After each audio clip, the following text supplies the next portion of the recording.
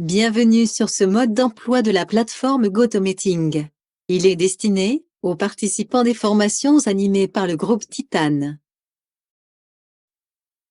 Au sommaire de ce mode d'emploi, nous allons d'abord voir comment réaliser, le moment venu, votre première connexion.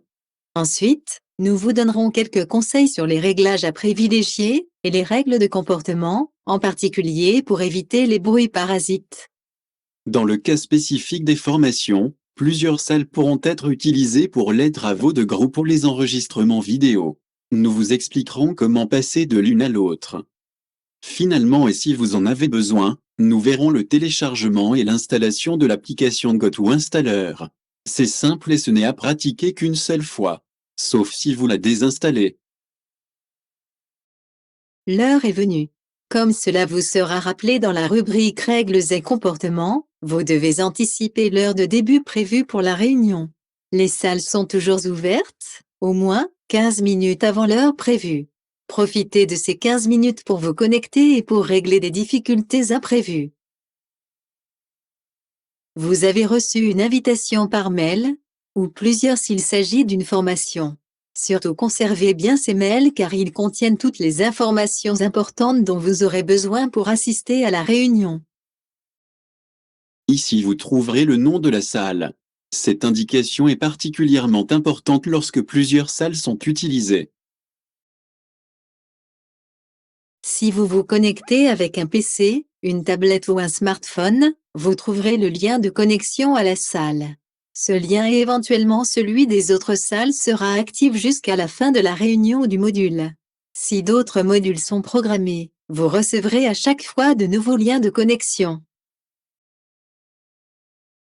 Dans l'hypothèse où vous ne pourriez vous connecter que par téléphone, ce qui est totalement déconseillé pour les formations, vous trouverez ici le numéro téléphonique pour vous connecter à GoToMeeting et le code pour rejoindre la réunion.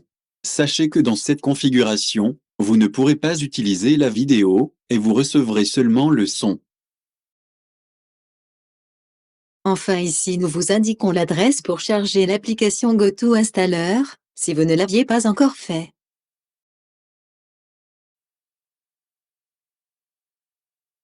Vous avez déjà installé le programme GoToMeeting Installer, et vous avez reçu une invitation par mail, ou plusieurs s'il s'agit d'une formation.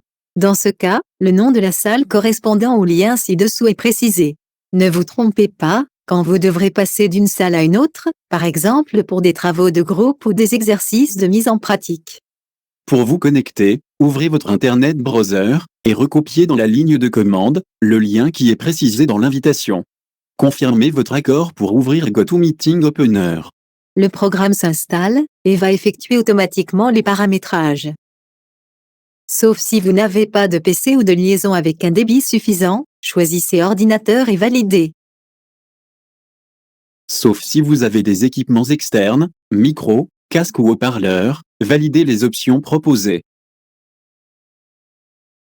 Vous êtes prêt à rejoindre la réunion, en cliquant sur « Je suis disponible ». À noter que votre micro est fermé et votre caméra est active. Vous pourrez modifier cela plus tard.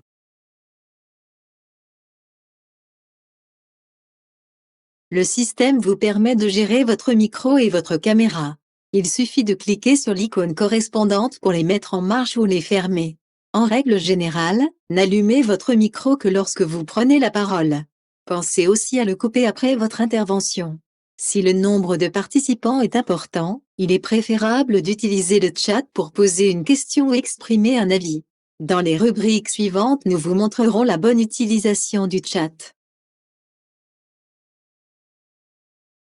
Vous pouvez consulter à tout moment la liste des participants et aussi le nombre de présents. Il vous suffit pour cela de cliquer sur l'icône représentant deux profils. À noter qu'il est important d'afficher un nom qui vous identifie, au regard de tous les participants. Si le prénom peut suffire pour une formation, le prénom et le nom complet sont préférables pour une visioconférence. Le nom de votre structure peut être utilisé aussi. Dans la partie « Réglages et règles de comportement », vous trouverez la méthode pour actualiser votre identité.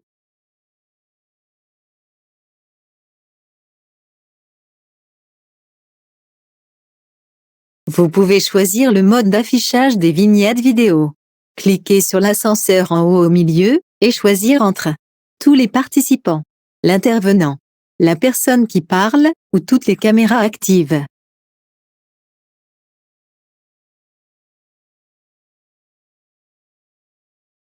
Cliquez sur l'icône, en forme de bulle de BD, pour visualiser le chat, et tous les échanges soit publics, soit qui vous sont destinés. Vous pouvez écrire votre message dans cette partie. Ensuite sélectionnez à qui vous souhaitez l'envoyer. Tout le groupe, un participant spécifique ou l'organisateur. Sachez quand même que si l'animateur est seul, il ne pourra pas prendre connaissance immédiatement des messages. Vous pouvez avoir besoin de quitter la réunion pour différentes raisons. Abandonner en cours de route, vous absenter pendant quelques minutes, changer de salle dans le cas d'une formation, ou parce que la conférence est terminée. Pour quitter la salle, il vous suffit de cliquer sur le petit X en haut à droite et de confirmer votre décision. À la fin de la réunion, vous recevrez un message qui vous indiquera que la réunion est terminée. Dans ce chapitre, nous allons vous rappeler les bonnes pratiques pour participer à une session de formation et aux différents modules qui la composent. La ponctualité est essentielle pour que les réunions se déroulent dans les meilleures conditions. Pour les web formations, c'est encore plus important. Outre le respect de vos collègues et des animateurs, vous comprenez bien que l'arrivée tardive d'un ou d'une collègue perturbe le déroulement de la session. Merci de lancer votre procédure de connexion au moins 10 minutes avant l'horaire, ne serait-ce que pour pallier les problèmes imprévus. La salle sera ouverte 15 minutes avant le début, et l'animateur sera présent pour vous aider, si nécessaire. Vous avez reçu un planning avec les horaires précis de lancement de tous les modules, et les heures estimées de fin. Ce document est important, surtout si la session de formation est divisée en plusieurs modules répartis sur plusieurs jours. Lorsqu'est venu le moment d'effectuer des travaux en sous-groupe ou des exercices enregistrés en vidéo, vous devrez peut-être changer de salle pour un laps de temps qui sera précisé par les animateurs. Surtout veillez bien à revenir dans la salle plénière après ce délai. Enfin, nous vous rappelons que vous pouvez faire appel à l'animateur en cas de difficulté. Il est inutile que vous consacriez du temps pour résoudre un problème. Les numéros de mobile du ou des animateurs figurent sur le planning que vous avez reçu. Il est important que vous soyez clairement identifié par tous les participants. Pensez à mettre à jour l'identité qui s'affichera sous votre vidéo. Prénom, parfois le nom, mais aussi celui de votre agence ou de votre service. Comment le mettre à jour? Vous pouvez facilement changer ou mettre à jour le nom sous lequel vous apparaissez. Pour cela, cliquez sur la flèche en haut à gauche, à côté de GoToMeeting. Sélectionnez le premier choix, modifiez votre nom et votre adresse mail. Cela va ouvrir une nouvelle fenêtre dans laquelle vous pourrez modifier le nom sous lequel vous apparaîtrez, et éventuellement votre adresse mail. Pensez toujours à vous identifier de façon claire pour les autres participants. S'il y en a beaucoup, il peut être utile d'ajouter le nom de votre structure.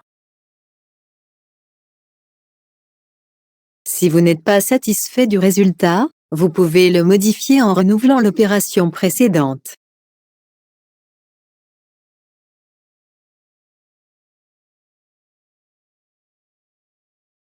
En cours de réunion, après une manœuvre, vous pouvez avoir cet écran. Pas de panique. Il suffit que vous repériez l'icône GoToMeeting, en bas sur la barre des tâches, et ensuite de cliquer dessus. Les écrans de la conférence vont réapparaître immédiatement. Lorsqu'il s'agit de suivre un module de formation, prévu pour une durée d'environ 3 heures, et qui requiert votre attention, nous vous recommandons d'être bien installé, sur un siège confortable placé devant une table ou un bureau. À notre avis, une position relaxe n'est pas idéale pour pouvoir travailler efficacement. L'idéal, si vous en avez un, est d'utiliser un casque avec micro. Mieux encore s'il fonctionne sans fil. Mais ce n'est pas toujours le cas. En général, les PC portables disposent d'un bon micro et de haut-parleurs, dont le volume est suffisant pour participer à une formation. Pour la tranquillité de votre environnement, vous pouvez utiliser un casque simple, ou même des oreillettes de bonne qualité.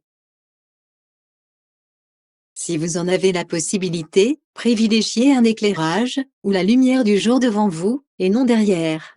Par ailleurs, mais cela ne sera pas forcément possible chez vous, choisissez un mur uni et de couleur claire derrière vous.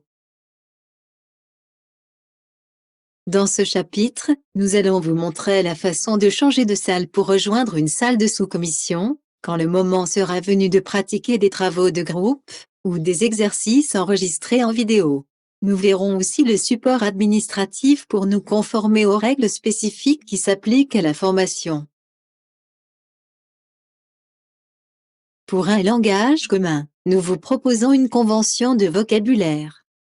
Nous appelons formation l'intégralité de la session. En distanciel, une formation est divisée en plusieurs modules de 2 à 3h30. 2 ou 3 jours avant la session, vous recevrez, par mail, le programme détaillé. En particulier, votre affectation dans un sous-groupe, les horaires et les liens de connexion pour rejoindre la salle plénière, et le cas échéant, ceux des salles de sous-groupe.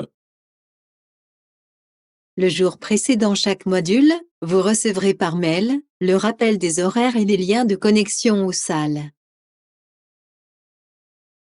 2 documents sont nécessaires pour compléter le dossier. D'abord la feuille d'émargement. En distanciel, il est admis que vous puissiez confirmer votre présence en remplissant un questionnaire très court sur Internet. L'adresse URL de ce questionnaire vous sera indiquée en conclusion du dernier module. Cela prend moins d'une minute, et il vous est demandé de le compléter immédiatement après la clôture. Les feuilles d'évaluation vous seront adressées par mail. Merci de les remplir et de les retourner sans délai au service de formation. Le système ne permet pas d'être présent dans plus d'une salle à un instant donné. Avant de pouvoir passer dans une salle de sous-commission, vous devrez donc sortir de la salle plénière. Pour sortir, c'est simple, il vous suffit de cliquer sur le petit X en haut à droite. Dans le cas d'une formation, le temps qui est alloué à chaque travail de groupe est forcément limité. Il est important de perdre le moins de temps possible. Dès que vous y serez invité par l'animateur, quittez la salle plénière pour rejoindre la salle de sous-commission qui vous a été affectée. Lorsque le groupe est réuni, vous devrez d'abord choisir un rapporteur. Son rôle sera de noter les différents points évoqués par les membres du groupe et de présenter la synthèse après le retour en salle plénière. Une salle est équipée pour réaliser les enregistrements. Chaque participant doit rester en salle plénière jusqu'à ce qu'il soit invité par l'animateur à rejoindre la salle vidéo. Après l'enregistrement, quittez la salle pour rejoindre la salle plénière. La première partie de ce mode d'emploi est maintenant terminée. Vous disposez de tous les éléments pour suivre une formation organisée par le groupe Kitane. Toute l'équipe vous remercie d'avoir suivi cette présentation. Vous pouvez arrêter maintenant, sauf si vous souhaitez avoir des éléments pour installer l'application GoToInstaller. Si c'est le cas, restez à l'écoute, d'ici quelques secondes, la présentation va se poursuivre.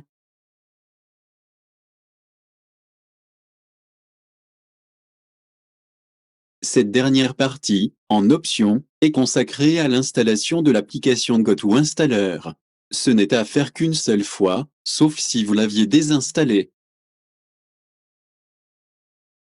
Comment allez-vous vous connecter à GoToMeeting pour assister à la réunion? Le choix dépend des équipements à votre disposition et de la qualité de votre connexion à Internet.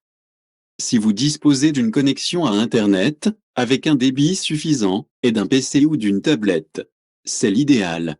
C'est la configuration indispensable pour participer efficacement à une session de formation.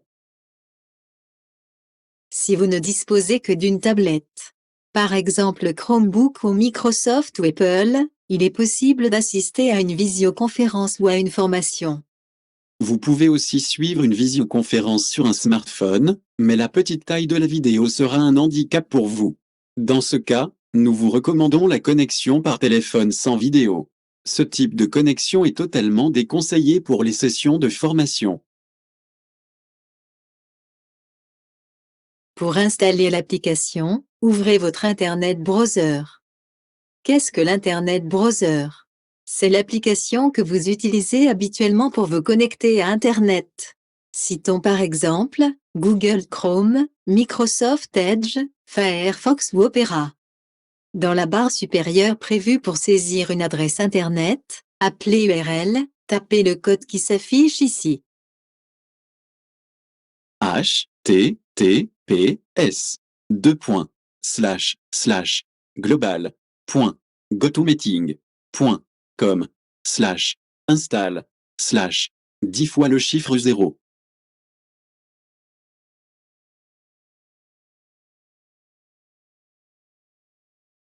Vous avez ouvert votre Internet Browser.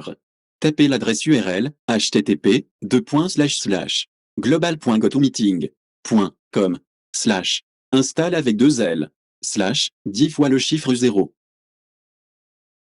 Maintenant vous allez télécharger l'application. Si cela vous est demandé, choisissez un emplacement de stockage qui vous convienne.